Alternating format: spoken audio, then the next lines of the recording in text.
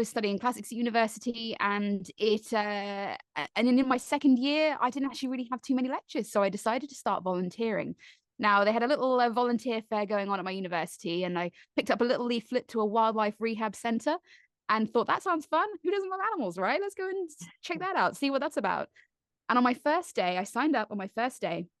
What they did is they handed me a bowl of dead baby chickens, and they handed me a pair of rusty scissors, and they said, hey, we need you to cut up all of these dead baby chicks to feed the hedgehogs. And it was disgusting, and I did it.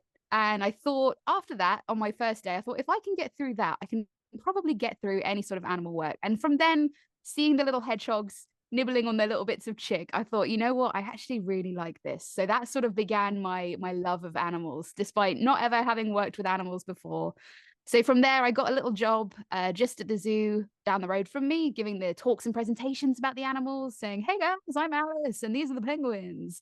And that was really fun. And just seeing the zookeepers working with their animals and, you know, building these amazing bonds, I was just like, that's what I've got to do. You know, that's where my life is going. So a couple of internships later, and I got my first ever job at London Zoo. So that's about it. Fantastic. Is that where you work now, London Zoo? No.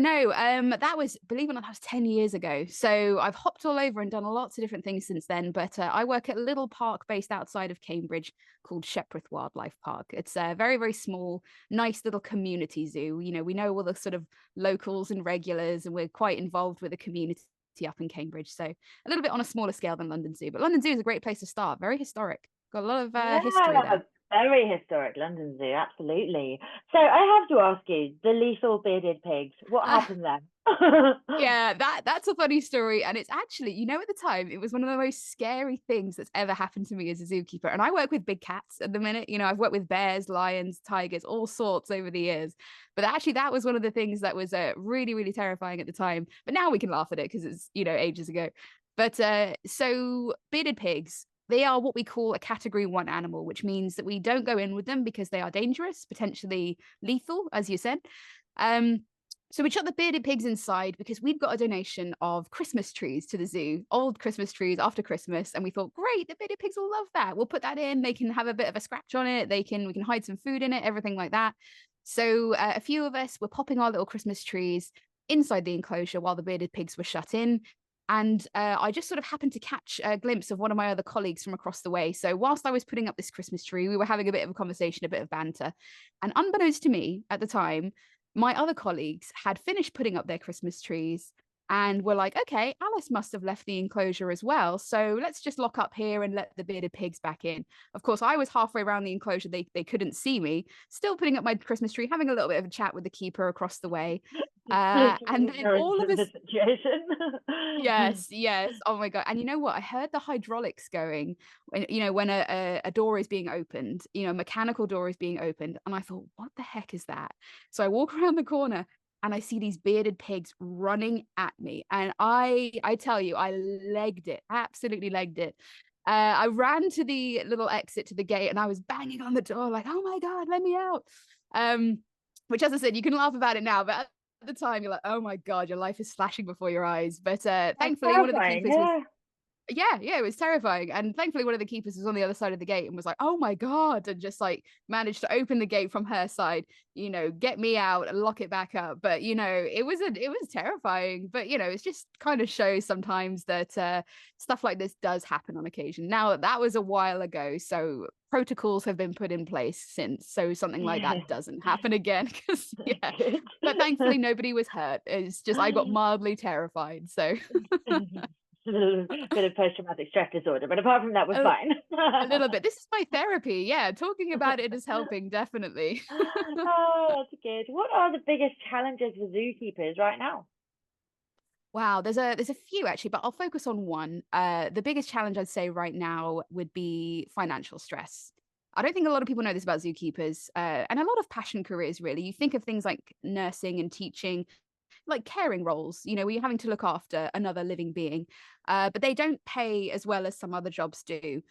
So the average salary for a zookeeper in the UK is around £22,000. a year. So, and I'm not afraid to say, even I've been in the industry for 10 years and I make just about, if not just a bit below, £20,000 a year for doing what I do. And I've been in this industry for a while. It's not very much, especially with Not the a cost of lot, living no. crisis. No, no. Yeah. And especially for a job that is a very specialized job, a lot of training hours, a lot of experience. It's not like anybody can kind of walk in and be like, oh, I'll train the tigers. Yeah, sure. It takes a lot of work to get to that point. So financial stress, I'd say, is probably the biggest challenge facing zookeepers. And, as our cost of living crisis gets worse, these concepts of having, a home and a family and or even being able to afford to go on holiday just become further and further away from zookeepers who have a really, it's a lovely job. We all love our job, but it's a very taxing job in terms of your body. You're out in all elements, working manual labor all day, every day. So I'd say, and that's why a lot of zookeepers leave the industry, because you can't be 50 years old on a salary of like 25 grand, let's say. You kind of have to put some contingencies in place for when you get older. And it's just zookeeping's not a profession that allows you to do that. So that I'd say that's the biggest one, to be honest. And how do we solve this challenge? Do we need to attract more people into zoos? Do we need to market zoos more? How would you suggest we tackle this? I mean, both of those ideas I think you've just said are, potential solutions to it. I don't think zoos are, at the end of the day, they might be charities, but at the end of the day, they're private organizations, they're businesses, essentially. But zoos cost a lot of money to run, obviously. You think for the vet bills, electricity, food, water, all of this stuff that goes into looking after animals. It's a very, very costly industry. No one gets into animals for the money, it's just not possible. So, a lot of zoos just, and that's not to say all zoos, because there are larger zoos. You think of big organizations like London Zoo, Whipsnade Zoo, Chester Zoo, who have got the finances to pay their keepers better. That's why the average salary is about 22 grand. But a lot of zoos that don't have as much money as those zoos are having to pay their keepers as kind of as little as possible. Minimum wage is very common for zookeepers. But yeah, you're right. Maybe having more support from somewhere, more people coming to the zoo, or maybe people just realizing a little bit more. It's difficult as well. Like zookeepers can't really go on strike as well. We can't strike for better conditions, because at the end of the day, it'll be the animals suffering, if we don't turn Yeah. up to work. And So some of these might be endangered species, they might be exotic yeah, animals. You can't just go on strike and say, no, we're not going to feed this endangered species anymore because I want another exactly. plover a week. It doesn't really work, does it? Exactly. Yeah, Exactly right. difficult. We care about our animals too much, we're not going to do it. So we're in a bit of a tough position. But I think bringing awareness to the issue and saying like, we are really paid, for lack of a better term, peanuts for what we do, for such a specialized job, and it's a very competitive role as well, which I think zoos do know. So if you quit and say, look, this is not paying me much money, there's 100, 200 other people that will take your job happily. So we're kind of in an awkward position. Yeah, it does sound tricky. Tell me about the campaigns to improve the industry and why you're supporting them. So this is going to be a bit embarrassing, but I'm going to toot my own horn a little bit here, because on top of being a zookeeper and running a podcast, I actually run a not-for-profit organization for zookeepers. And what we do is it's called the Keeper Educational Exchange Program. And we are basically a zookeeper exchange program where we organize for zookeepers to spend a few days at another zoo, learning from a different team, seeing how they look after their animals, so that they can come back to their zoo feeling kind of refreshed and restored, and they've made some friends and they've gone to another zoo and seen how everything is done over there. So I think by collections, by zoos investing, if they can't afford to financially invest in their keepers by paying them more money, giving them bonuses, things like that, at the very least zoos can invest in their keepers' skills and develop their knowledge. So we run this organization free of charge for both zookeepers and collections, and we just sort of try and get everybody trained up to a better level, learning a bit more about animals and things like that. So while it's not fixing the issue of your zookeeper's getting paid more money, it fixes the issue of like, I don't feel valued because my employer isn't paying me as much as I think I deserve, but maybe I'm getting compensated by I'm developing my skills, I'm learning a lot, they've paid for me to go and spend a few days at another collection. So that's a little bit about what we're about, really. And hoping to take that across the world so that keepers can in different countries can learn from each other. So someone from the UK can fly over to America, to Australia, to France, Germany, wherever it is, and learn how they take care of their animals there. It's really fun being a part of a global community like that. Everybody kind of does know everybody, which is fun. Yeah, that sounds fantastic. A lovely community feel. You're listening Yes. to Connections Radio, The Sound of Business. I'm Louisa Wizzi Magnussen with Alice Vassallo on the business of zookeeping. We're going to take a quick musical interlude before we get back to business. Okay, are you still recording and are you happy? Still recording, still happy. Lovely. We'll go straight into the next side. Yeah. You're listening to Connections Radio, The Sound of Business. I'm Louisa Wizzi Magnussen. This is the business of zookeeping with Alice Vassallo. So Alice, tell me about your fondest animal memory. Oh my gosh. I mean, how do you pick just one? Every day is a fond memory in some way. I think that's such a great question, but I really struggle to pick just one. I can tell you about the moments, the sort of the themes of the moments, and really that boils down to the most fond memories I have of when the animal trusts you a little bit more. When they come out, when they've been a bit timid, they're a bit scared of you, but they come out and they take food from you. Or you've been working on training them to go on some scales or into a box if they need to visit the vet. And they do that. It's the little moments that show that they are trusting you a little bit more, which I hold very, very dear to my heart. Also, as well, the animals that you sort of hand rear are always very fond to you. You've spent a lot of time and energy making sure that they make it in this world, particularly if you're in a good enough position to be releasing them back into the wild. So I'd say I've hand reared a lot of black-eared opossums when I lived in Costa Rica. And, the idea of just, getting up in the night, feeding them, making sure they're okay, checking on them, worrying about them constantly, and then finally getting them to a place where you think, okay, they're ready to go. And you take them out and you just watch them go off and scamper away into the bushes. And you think, oh my gosh, I can't help you anymore. Good luck, Godspeed. But like, I've done my best. You kind of feel like a parent, I was seeing going to their say kid. that it sounds very emotional and kind of, are they going to be okay? Yeah, Like exactly. the birds flying the nest and they're your little possums flying off to the wild. Yes, It sounds exactly great. right. Yes. What skills do you need to be a successful zookeeper? That's a great question. And the advice that I always give anybody looking to get into the industry, actually, the number one piece of advice is really to say yes to any job. You'll be given really disgusting work sometimes, cleaning drains, scrubbing ponds, all sorts of crazy things. But I say yes to every single job. Go in super keen, put your hands up, volunteer for things. I think it's all about being adaptable, communicating with the animals, with the public, with your team, and being flexible. So I think those sort of core skills would make a really good zookeeper, to be honest. And your ability to be a part of a team. In terms of practical skills, though, I mean, there's always things that you can do, little courses that you can go on. You can do an animal nutrition course. You could get PADI certified so you can scuba dive. If, let's say, you want to work in the aquarium with sharks and things like that, there's things that you can do there. You can always do your Lantra falconry award so that you can learn a bit more about birds of prey and how to fly birds of prey. There's always like practical things that you can do. But in terms of qualities of a good zookeeper, I'd say, the ability to work well in a team, adaptability, flexibility, and resilience, I'd say. Yeah. And passion, perhaps, as well. Just one Oh, final and one. passion. Absolute Exactly passion. right. Yeah, it As goes you without said, saying. if you're on one of those lower grade salaries, you're going to have to love what you do, aren't you? And that brings me on to Absolutely. my next question. What type of person is best suited to working with animals?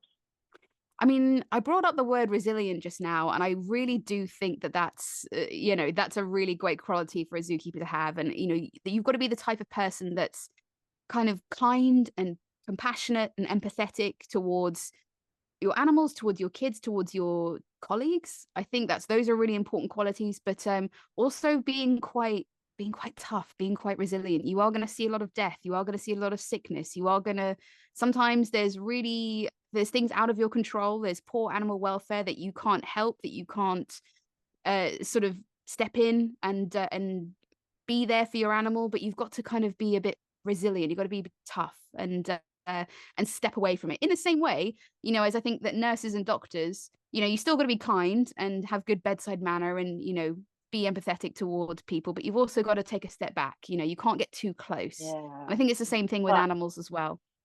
you can't let the sort of the negative side, and when things do go wrong and with the sicknesses and the deaths and stuff, you can't let that break you, can you? Otherwise Yeah, you won't be able no, to carry on. So I think you make a definitely. very good point about resilience. Yeah. Mm. Well, I mean, maybe we've already covered it with the lethal bearded pigs, but what is your most nerve-wracking memory of working with animals? How did you stay calm and in control in that situation?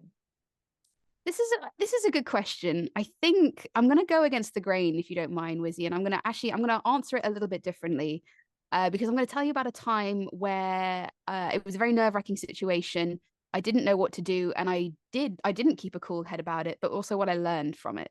Because I think it's very all well and good me saying I was really brave and smart in this situation and this is great, but I think it's really important to acknowledge the times where we get thrown something unexpected. We do panic, we do get flustered, and we do step out of ourselves, but that's okay to do that. And you know, life is full of unexpected challenges, but also it's important to learn from it. So without naming sort of specific animals or specific zoos, so we did have a break into one of the zoos that I worked at, where someone broke into the zoo to steal an animal. And I walked in and I found a giant hole in the fence and my animal missing. And I was very attached to this animal, as you do kind of get, you know, whether you want to be stepping away from them a little bit or not. I was very, very close to this animal. We'd worked together a lot. We trusted each other a lot. And it broke me. My brain froze. You know, we have all of these drills. I'm sure lots of zookeepers will tell you we have lots of drills for animal escapes. What to do when a dangerous animal escapes, what to do when a non-dangerous animal escapes. We practice this lots of times of the year. You never know what's going to happen, but we don't prepare for somebody coming into the zoo to steal your animals and being successful in that. So my brain froze, and I called my supervisors over on the radio. I was like, this has happened, everybody get here now. But another animal was still in that enclosure with the giant hole in the fence, and instead of ushering him to a safer part of the enclosure, I was freaking out, thinking, you know, she's gone, my animal's gone, like that someone's taken her. You know, it was a real sort of nerve-wracking, horrible. I feel like I'd been punched in the stomach. You know, you feel robbed, you feel violated, you feel worried and everything like that. So that I didn't keep a cool head with that. I was tears in my eyes, like, oh my God. And I should have, you know, in hindsight, and it's what I've learned from it, you know, taking a deep breath and collect myself a little bit. There's still an animal in here. I need to get them to safety before anything else happens. And really, upon reflecting about that, I thought it's a good learning curve. And I think, well, I hope that this story resonates with somebody out there about, you know, about panic and what it does to you, but also what you can learn from panic and going forward with any sort of unexpected situation, that it's okay to be flustered sometimes. But you know, you learn from that, you know, and the next time something crazy and unexpected happens, you can cope with it a bit better. So I hope you don't mind that I answered that question a little bit differently. No, fantastic. That was a great answer. Tell me about your podcast. Now, we can't actually read the name out on I air because know it's got the naughty in it. it But is. would you like to talk us through the content and format and tell us how long you've been presenting it? Yeah, of course. So yes, I will address that my podcast does have a bad word in it, and that it's a bad word beginning with A. It's a descriptive word, and the the point of the podcast, I'm all about comedy, and you know, I try not to take life too seriously. I really don't, including nature, because nature's hilarious. Animals are hilarious. This natural world is crazy, and we're all sort of living in this crazy world, aren't we? So the podcast is a nature comedy podcast that looks specifically at animal behavior and looks specifically at undesirable animal behavior.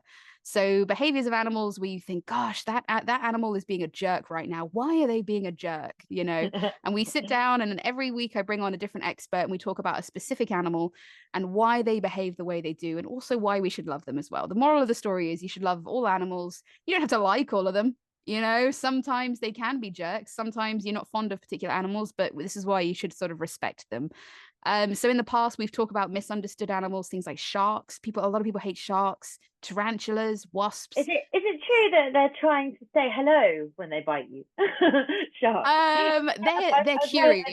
I don't know if it's a myth, but I heard on some program or somewhere that Yeah, sharks are actually quite curious and friendly, yeah. and they actually Mhm. kind of want to say hey, but they've only really got their teeth to say hey with. So when they're busy ripping Yeah. somebody in half, they're kind of going, hey, who are you? You know, they're not actually that aggressive. Is that true? That is true. Yes, sharks are very curious animals. They are, and it's all about we are. It's. I mean, it's obviously we're putting ourselves a little bit in danger there with a shark kind of coming up. We're in. At the end of the day, we're inhabiting their territory. We're in their world, aren't we? We've gone into the ocean. They're sort of checking it out. They can hear. They've got very very sensitive electromagnetic receptors in them, so they can hear. Sense our heartbeat in our living beings. So they're sort of just swimming up, sort of seeing what we're doing, and they're investigating a little bit with their mouths. That's sort of the long and the short of that. Sometimes it can be a little bit more of an aggressive thing, but if a shark is sort of swimming up kind of calmly to you, if you know a little bit about shark behavior, and if you do, I encourage anybody that is might be interested in this. There's Megan McCubbin and I, from you might know her from Spring Watch, talk about this. She's fantastic, and the episode is available on Spotify, wherever you get your podcasts. You can listen to us talk about it a bit more, but it's all about sort of interpreting the behavior that and not sort of what we call anthropomorphizing animals. Do you know what that word means? Anthropomorphizing. It's where we're putting sort of human attributes onto animals without and not looking it through the lens of how they're behaving, which is explaining how they're feeling. We're putting a very human lens on it.